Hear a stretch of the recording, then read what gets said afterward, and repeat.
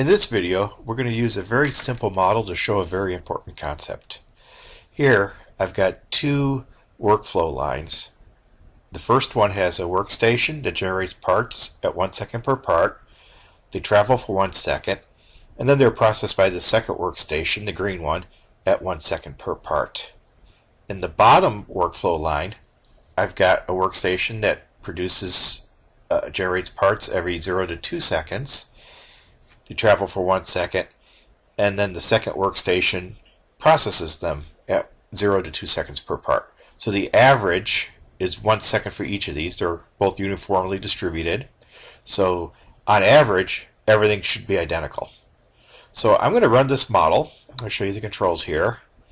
And you try to predict what you think it's going to do, both for the top one and the bottom one. And restart the video when you're ready to see the results. Okay, at this point I'm assuming you've restarted the video. Now let's go ahead and see what it looks like. So I'm going to run the model, and they're both producing parts. Now notice right now the spacing on the bottom one is not even, because sometimes they're faster, sometimes they're slower, even though the average is the same. And at this particular instant in time, the top line always has a part being processed on the second workstation because they're so precisely controlled. On the bottom line, notice right now it produced one part, but right now it's producing no parts. So the rate that it's actually using is not 0 to 2 seconds per part. Instead, it's no parts per second. So it's not producing anything at all. And that time, by the way, is lost forever. It can never get that time back. And you'll start to see a cumulative effect of that as we start to run the model some more. So you can see that right now it's not a big difference. And I think most people, if you asked them what they predicted, they'd say, yeah, the top one's going to keep up perfectly. The bottom one might get some cues because of randomness, but over time it'll even out. But that's not quite the case, and I'll demonstrate it to you as we speed this up.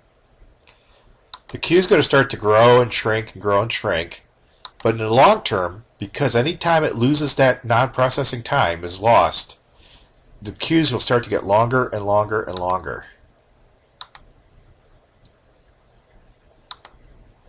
So let's speed it up some more.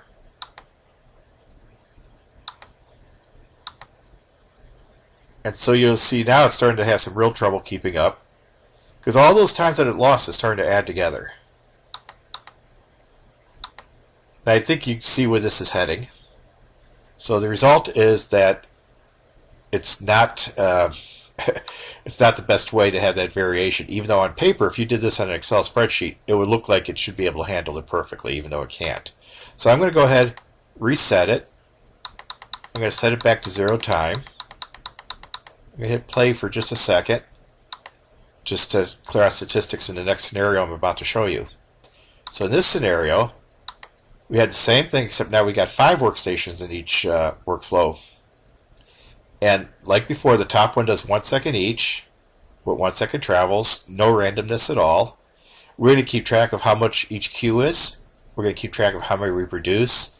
And we're also going to keep track of the current cycle time. Now, cycle time in Lean, you'll see a lot of different definitions of it.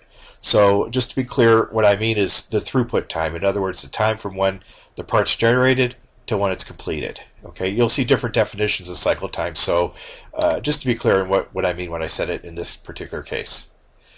In the bottom example, all the workstations are going to take 0 to 2 seconds to process the parts.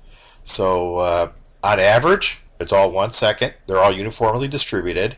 So if we did it on our spreadsheet, it would look like it would keep up with no trouble. Now, having just seen the first scenario, I think you realize what's going to happen, so let's just go ahead and start it.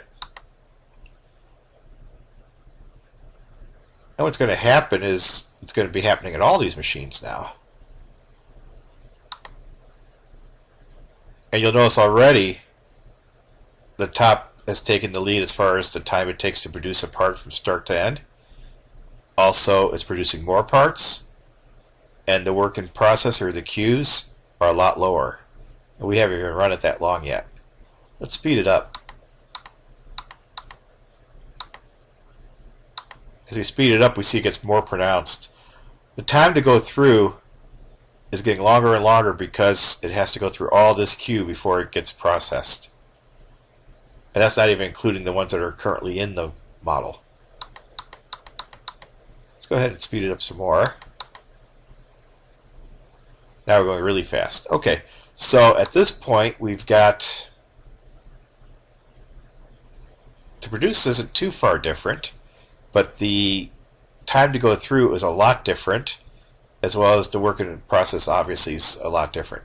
So we can see that the variation, even though the averages worked, because of the variation, it doesn't work.